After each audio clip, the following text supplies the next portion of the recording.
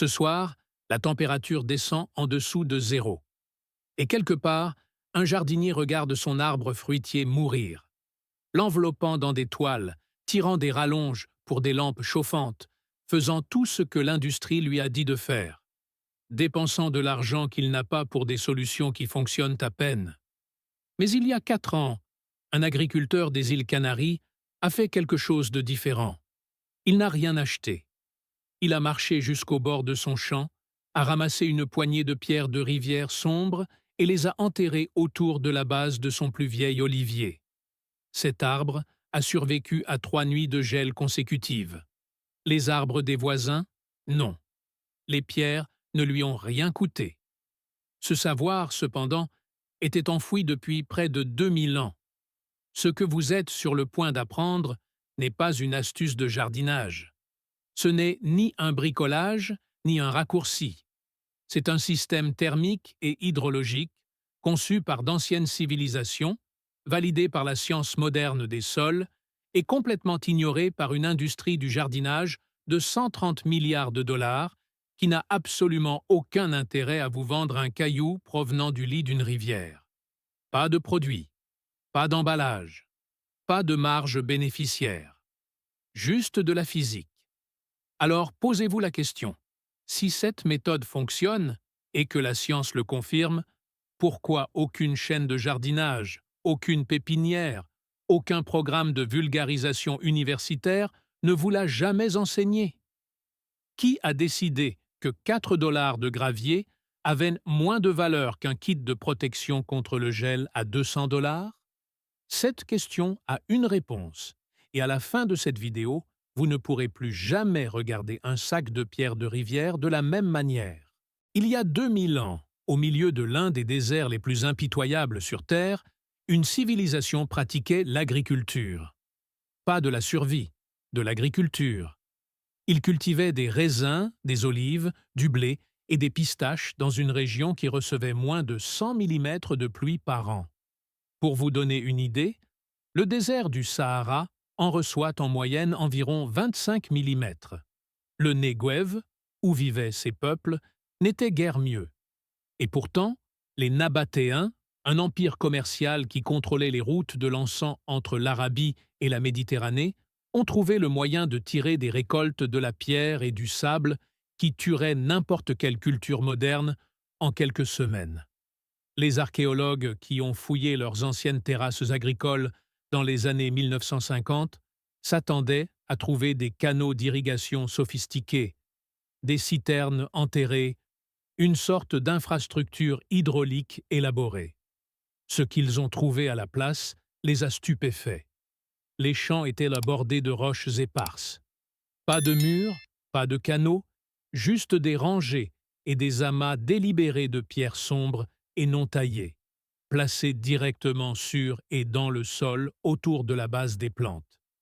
Il n'y avait pas d'ingénierie évidente, pas de grande architecture, juste des roches.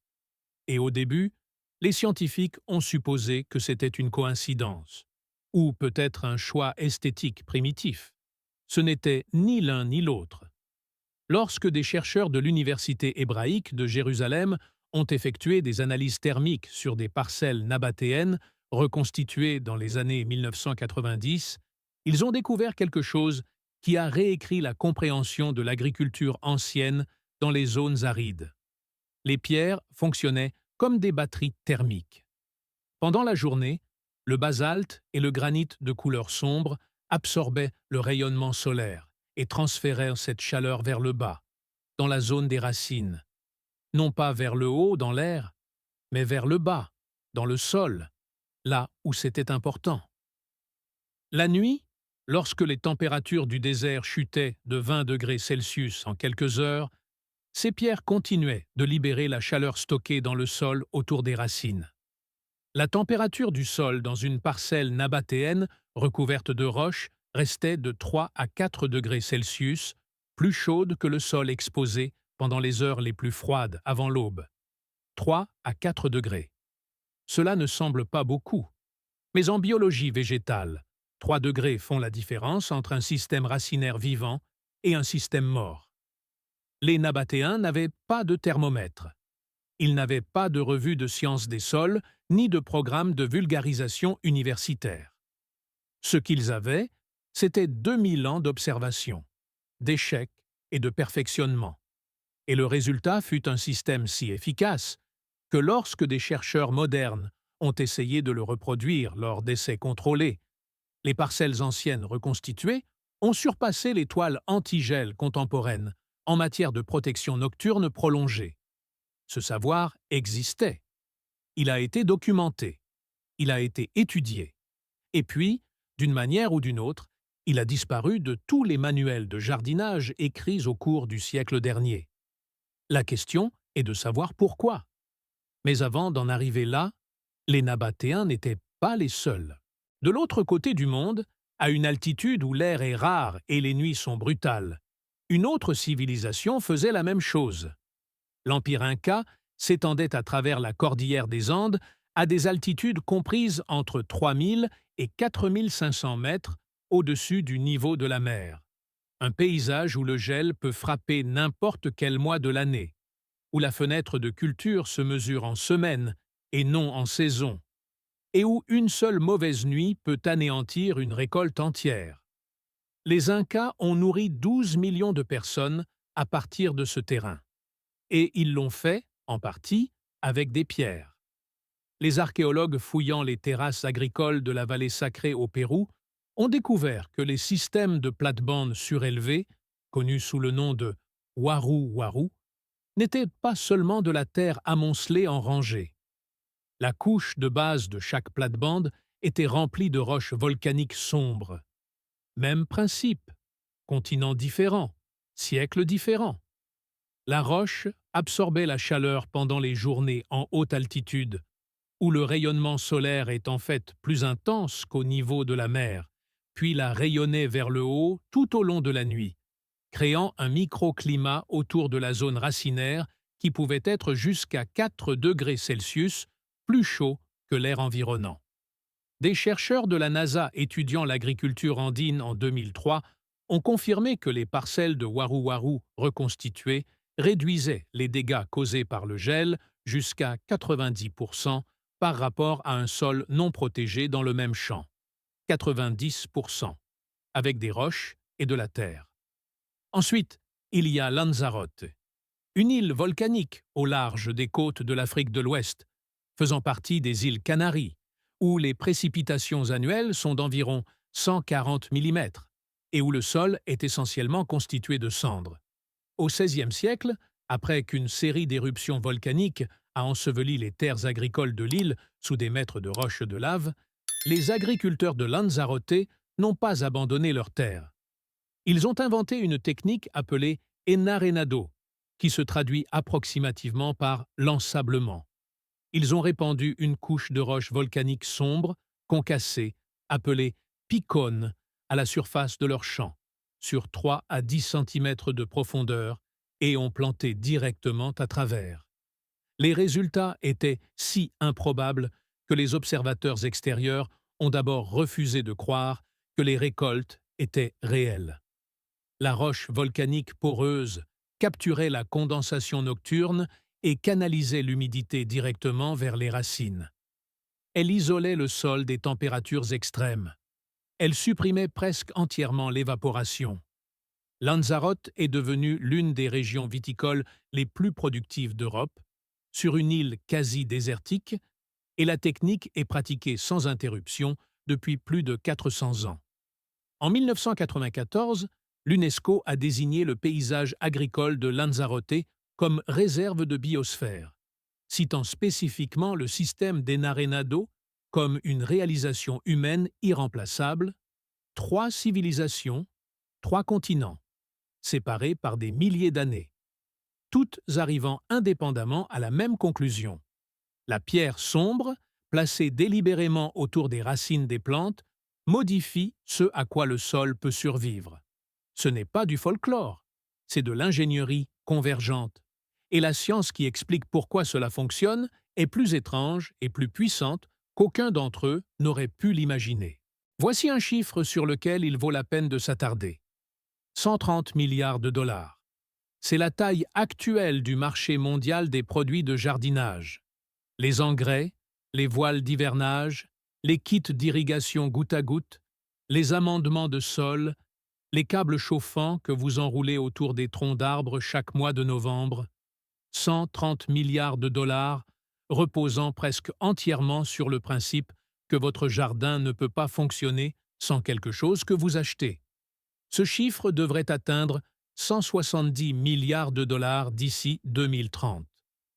Les personnes qui détiennent ce chiffre ne sont pas des parties neutres dans la conversation sur les connaissances en jardinage, qui sont amplifiées, et celles qui sont oubliées. Pensez à ce que nécessite un système de piliers thermiques en roche. Vous creusez un trou. Vous le remplissez de pierres sombres. Vous repartez. Les pierres proviennent du lit d'une rivière, d'un chantier de construction, d'un surplus d'aménagement paysager. Il n'y a aucun produit à fabriquer, aucune formule à breveter, aucun abonnement à vendre. Aucune raison pour qu'une seule entreprise de cette industrie de 130 milliards de dollars n'en parle jamais dans un magazine, ne sponsorise une vidéo à ce sujet ou ne l'inclut dans un kit de jardinage pour débutants. Le silence autour de cette méthode n'est pas accidentel, il est structurel. Les connaissances qui ne peuvent pas être monétisées n'obtiennent pas de budget marketing. Elles n'obtiennent pas de place en rayon. Elles ne sont pas recommandées par l'algorithme. Comparez cela à ce que l'industrie vend réellement. Les chauffages électriques pour la zone racinaire se vendent entre 80 et 200 dollars par arbre et par saison. Les voiles de protection contre le gel coûtent de 15 à 40 dollars par plante et par an et se dégradent après 2 saisons. Les systèmes d'irrigation goutte à goutte souterrains commencent à 50 dollars et nécessitent des pièces de rechange. Le marché de 130 milliards de dollars a besoin que vous croyiez qu'un sol froid et des racines sèches sont des problèmes d'ingénierie nécessitant des produits manufacturés. Car au moment où vous comprenez que 4 dollars de gravier de rivière résolvent le même problème, de façon permanente, une petite mais significative partie de cette projection de 170 milliards de dollars disparaît. Les anciens agriculteurs n'avaient pas le choix. Ils ne pouvaient pas acheter une solution pour échapper au gel. Ils devaient comprendre leur terre suffisamment bien pour travailler directement avec la physique. Cette intimité forcée avec les systèmes naturels a produit un savoir si efficace qu'il a survécu 2000 ans, pour être ensuite discrètement mis de côté au moment où il est devenu possible de gagner de l'argent en vous vendant autre chose à la place. Parlons maintenant de ce qui se passe réellement dans le sol lorsque vous enterrez ces pierres. Car la physique ici n'est pas une métaphore. Elle est mesurable, reproductible et, franchement, plus élégante que tout ce que vous trouverez dans un sac de granulés de protection contre le gel à 60 dollars. Chaque matériau sur Terre possède une propriété appelée masse thermique, la capacité d'absorber l'énergie thermique et de la libérer lentement au fil du temps. L'eau a une masse thermique élevée. Le béton a une masse thermique modérée. Un sol meuble et sec a une masse thermique très faible. C'est pourquoi le sol nu perd de la chaleur si rapidement après le coucher du soleil que la température au niveau des racines peut chuter de 8 à 10 degrés Celsius dans les 2 heures suivant la tombée de la nuit. Les racines de vos plantes se trouvent dans un environnement thermique qui s'effondre au moment où le soleil disparaît. C'est la vulnérabilité fondamentale que le gel exploite. Les roches ignées de couleur sombre, basalte, granit, andésite, ont une masse thermique environ 3 à 4 fois supérieure à celle de la couche arable sèche. Lorsque vous tassez une colonne de cette roche dans un trou étroit à côté de votre plante, vous installez un réservoir de chaleur directement adjacent à la zone racinaire. Pendant la journée, cette colonne absorbe l'énergie solaire en continu. La couleur sombre de la surface n'est pas esthétique. Elle est fonctionnelle. Une surface de basalte sombre absorbe environ 90 à 95% du rayonnement solaire entrant, contre 60 à 70% pour un gravier de couleur claire. Cette différence d'absorption s'accumule sur 6 à 8 heures de lumière du jour pour former une charge thermique importante stockée à l'intérieur de la colonne. Puis, la nuit tombe. La température de l'air baisse. Le sol nu commence à perdre sa chaleur vers le haut, dans l'atmosphère en quelques minutes. Mais la colonne de roche libère son énergie stockée lentement, par conduction, de manière constante, directement dans la matrice du sol environnant. Des études de surveillance de la température du sol menées à l'Université de l'Arizona en 2011 sur des parcelles de paillis de roche ont révélé que les températures de la zone racinaire dans un sol recouvert de roches étaient en moyenne de 3,2 degrés Celsius, plus chaudes que celles des parcelles témoins non recouvertes à 4 heures du matin. Le moment le plus froid de la nuit, ce qui correspond précisément au moment où les dégâts causés par le gel sont les plus graves. 3,2 degrés. Mesuré. Publié. Disponible dans la littérature évaluée par des pairs depuis 14 ans. Et toujours absent de tous les guides de jardinage grand public sur le marché. C'est ici que l'honnêteté compte. Et cette chaîne vous donnera toujours la version honnête avant la version optimiste. Les piliers de roche thermique ne sont pas un bouclier infaillible contre le gel. Si votre température minimale nocturne chute à moins 10 ou moins 12 degrés Celsius, aucun système passif en pierre ne sauvera une plante tropicale fragile. Cette méthode est la plus efficace dans une plage de gel de moins 1 à moins 5 degrés, la zone où la majorité des arbres fruitiers, des herbes vivaces et des arbustes bien établis sont réellement vulnérables. Dans cette plage, le tampon de température du sol, de 3 à 4 degrés, est souvent la marge exacte entre la survie et la mort des racines. En dehors de cette plage, vous avez besoin d'une protection supplémentaire, et prétendre le contraire ne vous rendrait pas service. Mais voici ce que cette limite ne diminue en rien. Pour la majorité des jardiniers en climat tempéré, faisant face à la majorité des épisodes de gel lors d'un hiver typique, cette méthode, qui coûte moins de 10 $ par arbre, opère exactement dans la fenêtre de température où elle est la plus cruciale. Et le mécanisme thermique n'est que la moitié de l'histoire. Ce qui arrive à l'eau à l'intérieur de cette colonne de roche la nuit change encore une fois la donne. Il existe un second mécanisme à l'intérieur de ces pierres que la plupart des gens ne découvrent jamais, car ils s'arrêtent à l'explication thermique et supposent que c'est toute l'histoire. Ce n'est pas le cas.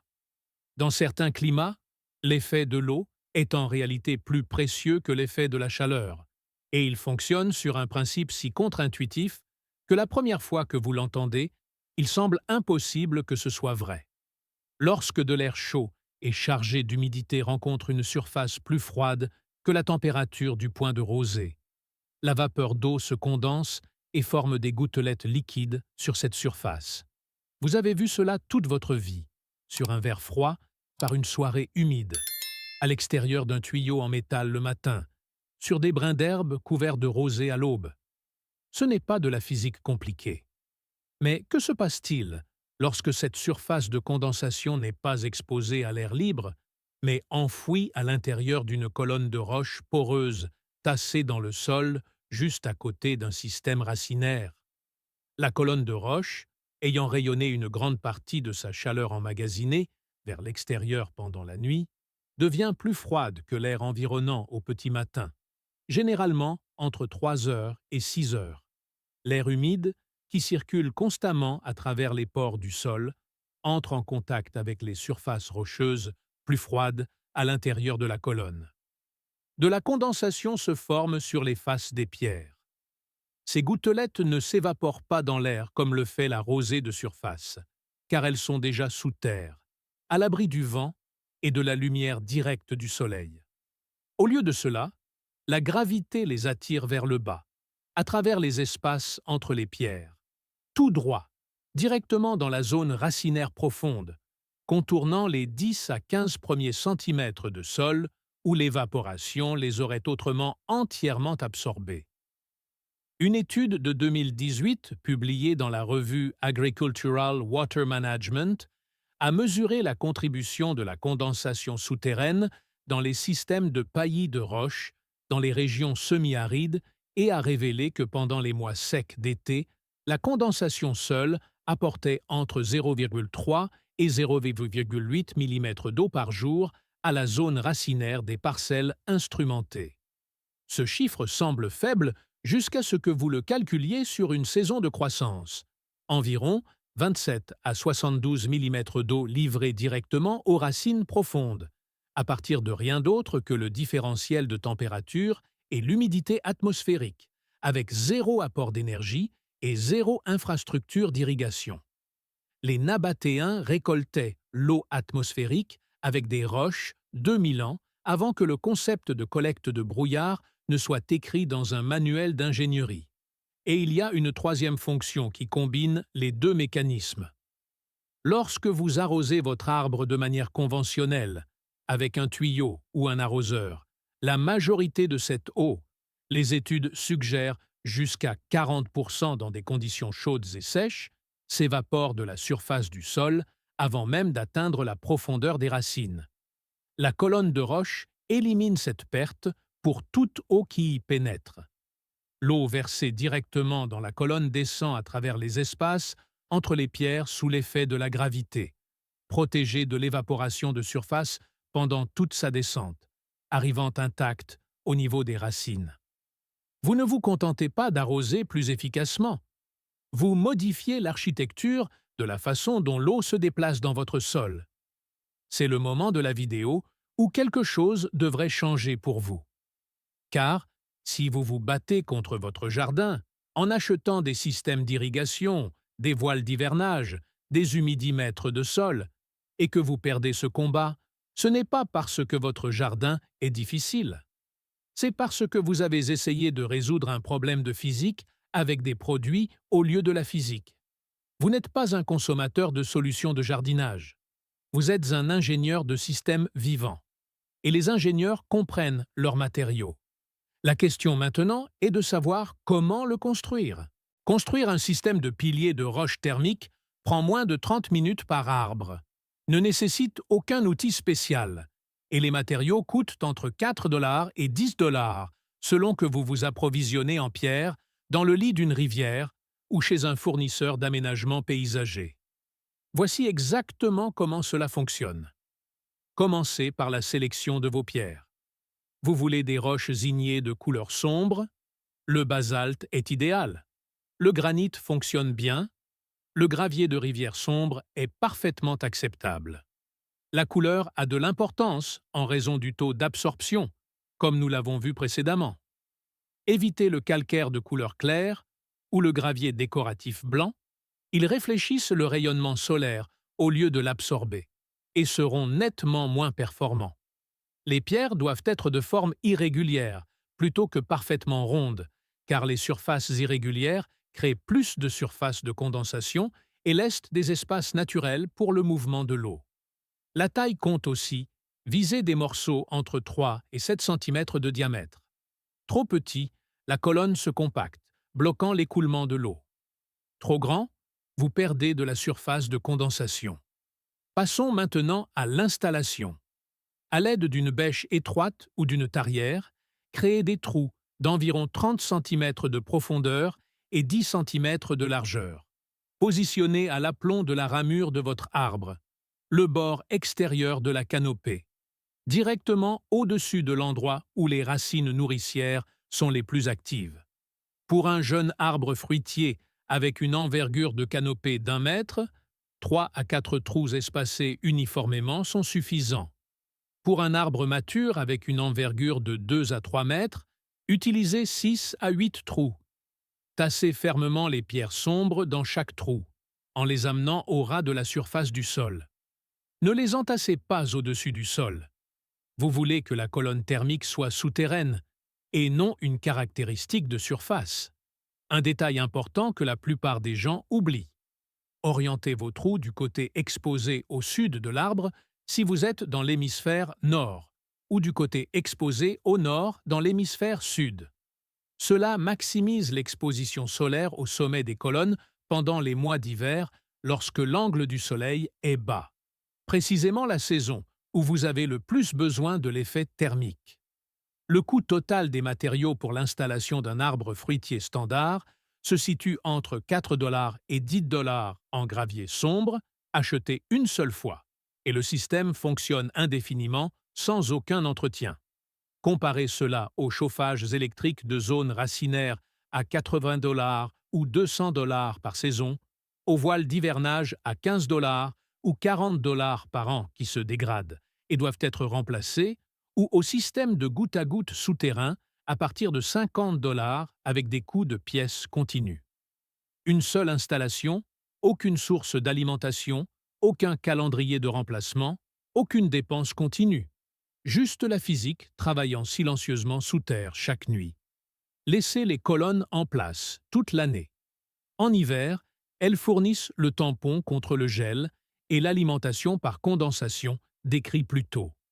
En été, ces mêmes colonnes livrent l'eau d'irrigation directement à la profondeur des racines et réduisent l'évaporation de surface autour de la base de votre arbre. Le système n'a pas de hors-saison. L'industrie du jardinage de 130 milliards de dollars ne va pas faire de vidéo à ce sujet. Ils ne vont pas mettre du gravier de rivière sombre sur la couverture d'un magazine de jardinage, ni le recommander dans une publication sponsorisée. Il n'y a rien à vendre. Il n'y a pas de marge. Et c'est précisément pourquoi ces connaissances continuent de disparaître. Non pas parce qu'elles échouent, mais parce qu'elles ne peuvent pas être emballées. Ce que vous pouvez faire en ce moment est quelque chose qui ne coûte rien et prend 30 secondes. Si vous partagez cette vidéo, vous n'aidez pas une chaîne à se développer. Vous maintenez en vie un ensemble de connaissances vieux de 2000 ans pour une personne de plus. Vous le placez devant quelqu'un qui regarde peut-être ses arbres lutter à chaque hiver, dépensant de l'argent dans des solutions qui traitent le symptôme alors que la véritable réponse se trouvait dans le lit d'une rivière depuis tout ce temps. Abonnez-vous non pas parce que cette chaîne mérite votre attention, mais parce que les informations qui apparaîtront ici ensuite, sur des méthodes que l'industrie de 130 milliards de dollars a passé des décennies à vous faire oublier, méritent la vôtre. Et dans la prochaine vidéo, nous allons sous terre d'une manière complètement différente. Il y a un réseau fongique sous un sol sain à travers lequel vos plantes essaient désespérément de communiquer. Et le produit de jardinage le plus courant vendu dans toutes les pépinières du monde le détruit silencieusement à chaque fois que vous l'utilisez.